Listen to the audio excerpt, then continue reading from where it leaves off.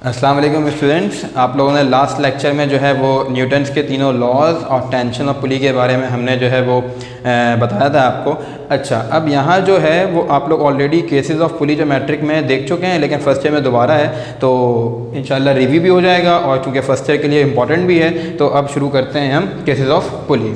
ठीक है। अच्छा, जैसा कि हम लोगों ने लास्ट वीडियो में पार्ट 1 इस चैप्टर का निपटाया था तो उसमें क्या क्या चीज़ें देखी थी। न्यूटन्स का फर्स्ट लॉ देखा था, न्यूटन का सेकंड लॉ देखा था, थर्ड लॉ ऑफ मोशन देखा था, टेंशन की बात की थी और पुली की बात की थी। ठीक है। फिर मैंने आपको उस वीडियो के एंड में बताया भी था कि अब क्या करेंगे, हम पुली के 2 केसेस करेंगे जो कि आप ऑलरेडी मैट्रिक क्लास में कर चुके हैं। ठीक हो गई बात ये वाली। अच्छा, तो सामने देख रहे होंगे बोर्ड पर आप लोग के केस नंबर 1 जो है वो शुरू कर दिया है। अच्छा, केस नंबर 1 में बेसिकली है कि आपके पास देखें पढ़ चुके हैं मैट्रिक में, सिर्फ रिव्यू करने की ज़रूरत है, इंशाल्लाह फिर से याद आ जाएगा। ठीक है। अच्छा, हुआ क्या लिखा हुआ है, when 2 bodies A and B of masses M1 and M2। अच्छा, 2 बॉडीज आपके पास हैं, कौन कौन सी, एक A है और एक B है। A का मास क्या है M1, B का मास क्या है M2। ठीक हो गई बात यहाँ तक। अच्छा, क्या कह रहे हैं आपसे, क्या attach to the ends of the spring. Diagram में नजर आ रहा होगा, ये तो हो गई पुली, ये क्या हो गई बॉडी A और ये क्या हो गई बॉडी B। ठीक है। बॉडी A का मास आपके पास क्या है M1 लिखा हुआ है क्वेश्चन के अंदर, बॉडी B का मास क्या है आपके पास M2, वो भी लिखा हुआ है क्वेश्चन के अंदर। ठीक हो गई बात यहाँ तक। अच्छा, अब क्या हुआ, कह रहे हैं passes over a movable and frictionless pulley. अब ये जो पुली लगी हुई है, पुली बता चुका हूँ क्या होती है लास्ट लेक्चर के अंदर। ठीक है। ये पुली कैसी होगी, फ्रिक्शनलेस और मूवेबल। फ्रिक्शनलेस से मुराद क्या है कि बॉडी A जितना नीचे जा रही होगी बॉडी B उतना ऊपर आ रही होगी, यानी कोई फ्रिक्शन नहीं होगी इसके अंदर। ठीक है। अच्छा, फिर कहते हैं किस तरीके से बॉडीज मूव कर रही हैं। बॉडी A कहाँ जा रही है नीचे, बॉडी B कहाँ आ रही है ऊपर। ठीक है। आपने करना बेसिकली क्या है कि जाहिर है जब बॉडी A नीचे जा रही होगी कुछ ना कुछ उसकी एक्सेलरेशन होगी। कैसे एक्सेलरेशन होगी कि बॉडी A पहले स्टॉप थी, यानी कि उसकी इनिशियल वेलोसिटी कुछ और थी, जब बॉडी A ने चलना शुरू किया तो उसकी फाइनल वेलोसिटी कुछ और हो गई। और आप लोग ये बात जानते हैं कि जब भी वेलोसिटी चेंज होती है विद रिस्पेक्ट टू टाइम तो क्या होता है, एक्सेलरेशन प्रोड्यूस हो जाती है। अच्छा, जो बॉडी A की एक्सेलरेशन होगी वही बॉडी B की भी एक्सेलरेशन होगी। ठीक है। इसलिए यहाँ भी A लिखा हुआ है, यहाँ भी A लिखा हुआ है, A1 और A2 नहीं किया क्योंकि दोनों बॉडीज़ की एक्सेलरेशन कैसी है, सेम है। ठीक है। अच्छा, अब क्या हुआ कि बॉडी A का वेट जो है वो डाउनवर्ड एक्ट कर रहा है। ठीक है। फिर आप लोग ये बात भी जानते हैं कि जब भी वेट डाउनवर्ड एक्ट करता है तो उसके रिएक्शन में स्प्रिंग के अंदर टेंशन प्रोड्यूस हो जाती है। अब स्प्रिंग एक है जिससे A भी कनेक्ट है और B भी कनेक्ट है, इस वजह से क्या हुआ कि टेंशन भी कैसी है, दोनों स्प्रिंग दोनों साइड पर सेम है। तो हमने करना क्या है, A का फॉर्मूला फाइंड आउट करना है और T का फॉर्मूला फाइंड आउट करना है। तो देखते कैसे फाइंड आउट करेंगे, लेकिन उससे पहले एक बात और कि क्वेश्चन तो लिख के देगा बोर्ड आपको। ठीक है। अच्छा, आपने उसके बाद क्या करना है, डेरिवेशन की हेडिंग डालने के बाद डायग्राम बनाने से पहले पूरा सवाल बिल्कुल वैसी का वैसी लिख देंगे, लेकिन 2 चीज़ों का फ़र्क होगा। वो फ़र्क क्या होगा, यहाँ लिखा हुआ है when 2 bodies A and B। आप क्या करेंगे, आप लिखेंगे consider 2 bodies A and B, बाकी सब कुछ वैसे ही होगा, बस ड्राइव द एक्सप्रेशन वाला जो सेंटेंस है वो नहीं लिखेंगे। दोबारा बता रहा हूँ एक बात, क्या कहना चाह रहा हूँ कि सवाल जैसा लिखा हुआ है बिल्कुल वैसे ही कॉपी करना है, लेकिन होगा फ़र्क क्या कि वैन की जगह क्या आ जाएगा, कंसीडर आ जाएगा बस, और इसके अलावा कोई इसमें चेंजिंग नहीं आएगी। और ये जो आखिरी वाला सेंटेंस है ये मत लिखिए क्योंकि सवाल का पार्ट होता है। ठीक है, कोई बात यहाँ तक। अच्छा, अब देखते हैं, ये लाजमी लिख लीजिएगा वरना नंबर कट सकते हैं आपके। ये लिखने के बाद फिर डायग्राम बनानी है। डायग्राम बनाने के बाद हेडिंग चलेगी किसकी, कि अब ये चेक कर रहे हैं कि बॉडी A के ऊपर फोर्सेस कितनी लग रही हैं। ठीक है। अच्छा, तो देखते हैं क्या लिखा हुआ है यहाँ पे कि there are 2 forces acting on the body. कैसे जज किया हमने, एरोस से। पहली फोर्स कौन सी थी, वेट। दूसरी फोर्स कौन सी है, टेंशन। वेट कैसा लग रहा है भाई, लिख दिया साफ साफ कि wait of the body which is acting downward, क्या है वेट, W1 = M1 G। आप सब जानते हैं कि फॉर्मूला क्या होता है वेट का, mg होता है, लेकिन चूंकि बॉडी A की बात कर रहे हैं इसलिए क्या हो जाएगा, W1 = M1 G। अच्छा जनाब, कैसे कर रहा है, एक्टिंग कर रहा है, कैसे, डाउनवर्ड एक्ट कर रहा है। ठीक है। इसके नॉर्मल इसके रिएक्शन में स्प्रिंग में क्या लग रही है, टेंशन फोर्स लग रही है, वो भी लिख दिया। क्या लिख दिया कि tension in the spring which is acting upward. ठीक है। और टेंशन को रिप्रेजेंट कैसे किससे करते हैं, कैपिटल T से करते हैं। ठीक हो गई बात यहाँ तक। अच्छा जनाब, अब देखना यह है कि कौन सी जो फोर्स है यहाँ पे बड़ी है वो। ठीक है, कि बॉडी का जो वेट है वो ज़्यादा है या टेंशन ज़्यादा है। ठीक है। हमें कैसे पता चलेगा, सवाल के अंदर ही लिखा हुआ है। क्या लिखा हुआ है कि body A is moving downward. ठीक है।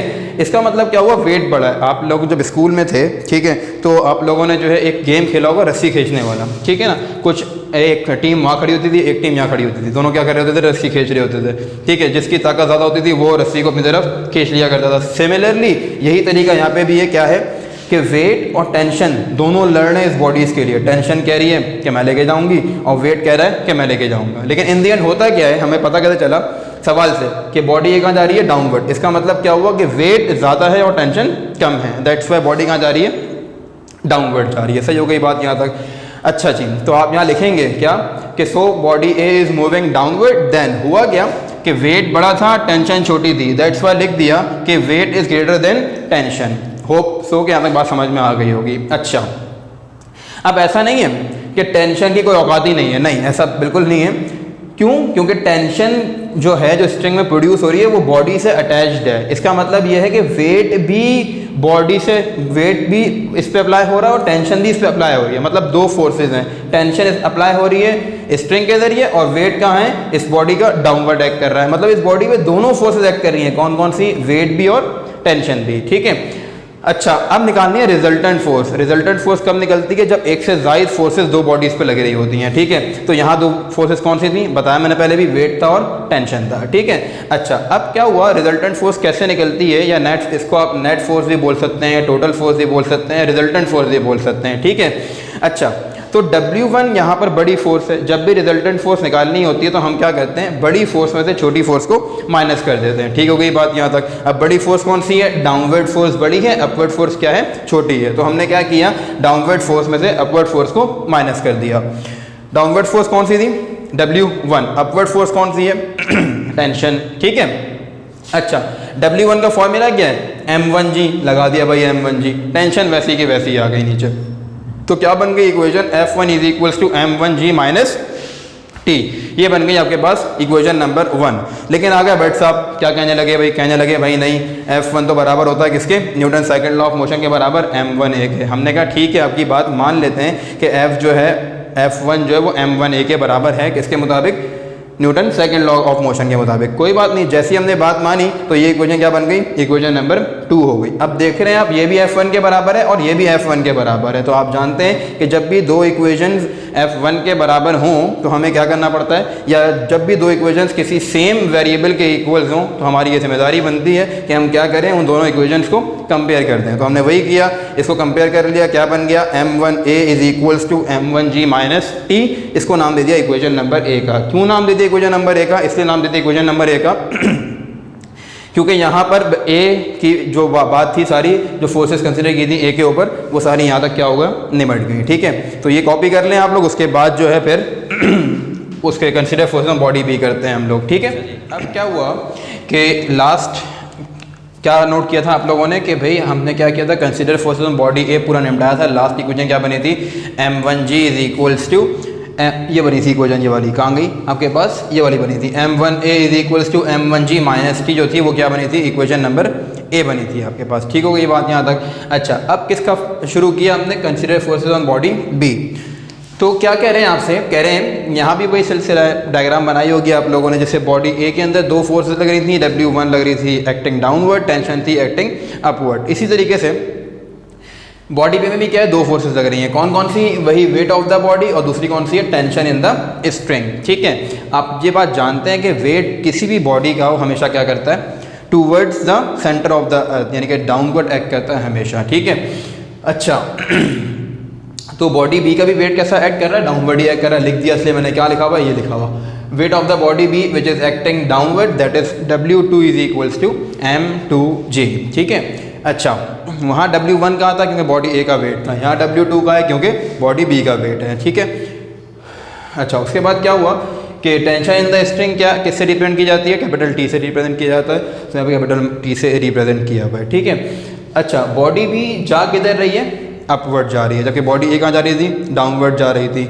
जब बॉडी B अपवर्ड जा रही है तो इसका मतलब क्या है, वही फिर एग्जांपल देता हूँ मैं आपको, जो लास्ट टाइम मैंने दी थी कि दो टीम्स हैं, दोनों क्या कर रही हैं, रस्सी खींच रही हैं अपनी तरफ, जिसके पास फोर्स ज़्यादा होगी वो रस्सी अपनी तरफ टोटली खींच लेगी, ठीक है।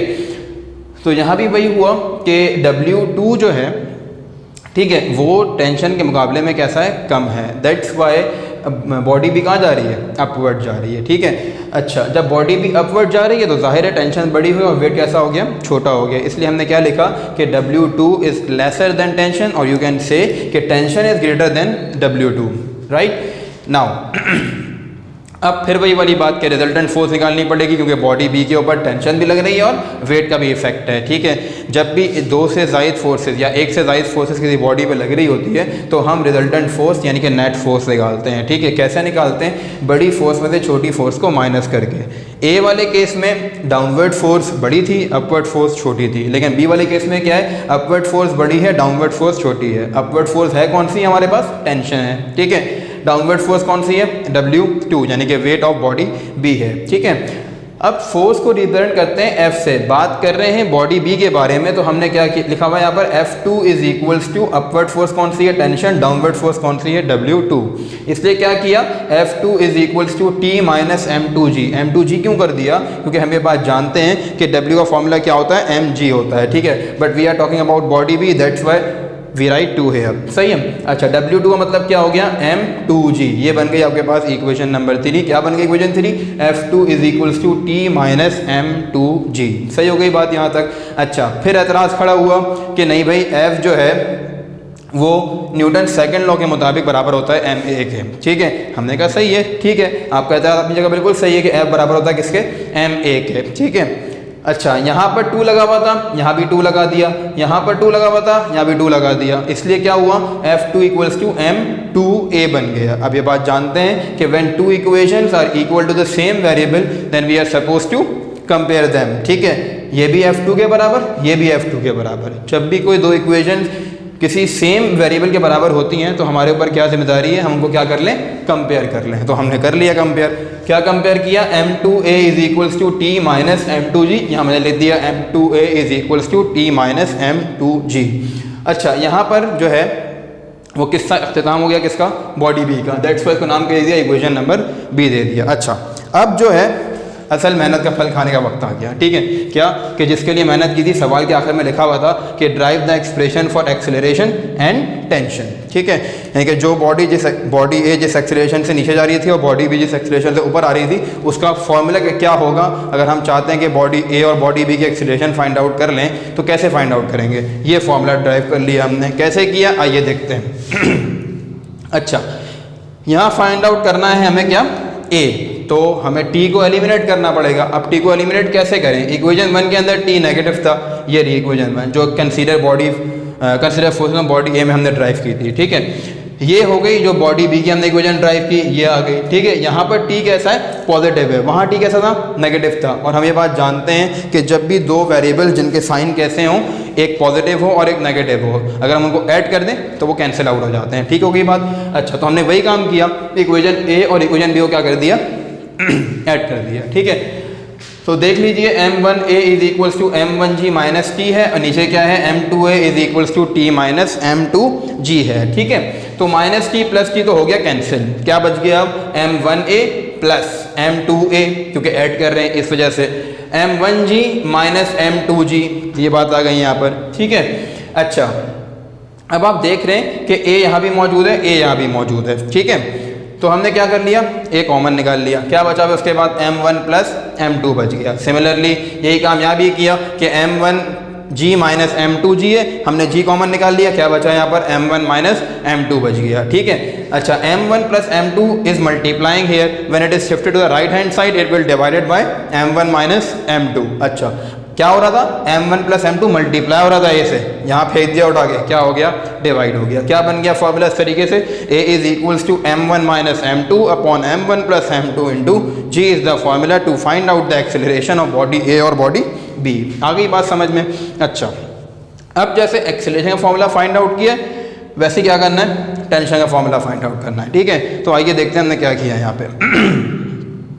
अच्छा, यहाँ A फाइंड आउट करना था, T एलिमिनेट किया, यहाँ T फाइंड आउट करना है तो A एलिमिनेट करना पड़ेगा। अब हमें कैसे पता चलेगा, हम डिवाइड करें। यहाँ पर आपने ऊपर देखा, जब दो इक्वेशन इसको क्या किया, ऐड किया था, तो T सब्ट्रैक्ट हो गया था, ठीक है।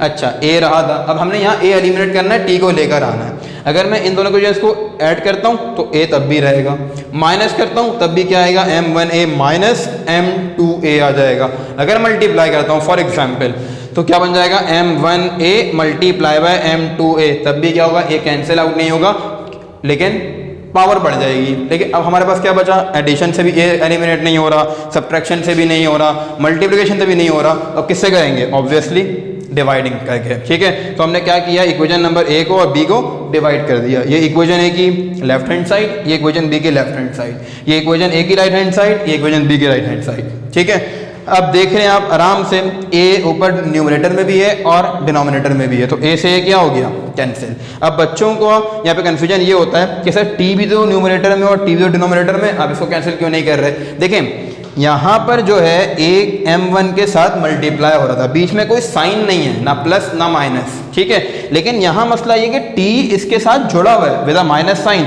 यहाँ भी t इसके साथ जुड़ा हुआ है with a minus sign, that's why t यहाँ पे कैंसिल नहीं हो सकता, ठीक हो गई बात ये वाली।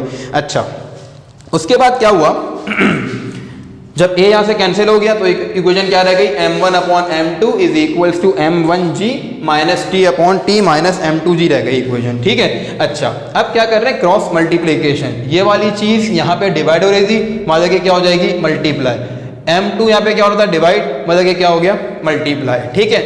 अच्छा अब देखें ये m1 t से भी मल्टीप्लाई होगा, m1 इससे ही मल्टीप्लाई होगा, ठीक है। यहाँ पर m2 m1 जी से मल्टीप्लाई होगा, m2 t से भी मल्टीप्लाई होगा, तो देख लीजिए क्या हुआ, देखते हैं, ये देखें m1 इससे भी मल्टीप्लाई हुआ, m1 इससे भी मल्टीप्लाई हुआ, m2 इससे भी मल्टीप्लाई हुआ, m2 इससे भी मल्टीप्लाई हुआ, ठीक है। तो क्या बन गया आपके पास, ये बन गया m1t माइनस m1 m2g। यहाँ क्या लिखना चाहिए था, m2 m1g, लेकिन चूंकि 1 पहले आता है इसलिए 1 पहले लिख दिया, कोई ऐसी एतराज की बात नहीं है। m1 m2g, यहाँ क्या बन गया, m2t माइनस का, क्यों, क्योंकि m2 के साथ साइन प्लस है, यहाँ माइनस है, प्लस माइनस क्या हो जाएगा, m2t हो जाएगा। अच्छा अब फॉर्मूला चाहिए t का, तो हमने क्या किया, t माइनस m2t था, इधर ले आया उठाकर, क्या बन गया, प्लस m2t, क्योंकि आप ये बात जानते हैं जब कोई एक टर्म लेफ्ट साइड पे राइट साइड पे माइनस हो रही है तो लेफ्ट साइड क्या हो जाएगी, प्लस हो जाएगी। ये क्या कौन सी साइड है, राइट साइड है, माइनस हो रही है, ठीक है। ये कौन सी साइड है, लेफ्ट साइड है, यहाँ पे आगे क्या हो जाएगी, प्लस हो जाएगी, ठीक है। यहाँ पर ये लेफ्ट साइड पे क्या हो रही है, माइनस, मतलब क्या हो जाएगी, प्लस। तो आपने साफ देख लिया कि क्या बन गया, m1t प्लस m2t बन गया, ये बन गया m1 m2g plus m1 m2g, ठीक है। ये दोनों सेम वेरिएबल से ऐड हो गए, 2m1 m2g, यहाँ से t कॉमन आ रहा था, t कॉमन निकाल लिया, ठीक है। m1 प्लस m2g, t के साथ क्या हो रहा है, मल्टीप्लाई, उधर शिफ्ट कर दिया, क्या हो गया, डिवाइड, ठीक है। क्या बन गया फॉर्मूला के पास, t is equals to 2m1 m2g upon m1 plus m2, ठीक है। इस फॉर्मूले के जरिए आप किसी भी दोनों बॉडीज की टेंशन फाइंड आउट कर सकते हैं और इस फॉर्मूले के जरिए आप दोनों बॉडीज की एक्सेलरेशन फाइंड आउट कर सकते हैं। आई होप सो कि समझ में आ गया होगा, नहीं समझ में आया तो क्वेश्चन आप लोग कर सकते हैं, ठीक है। Thank you.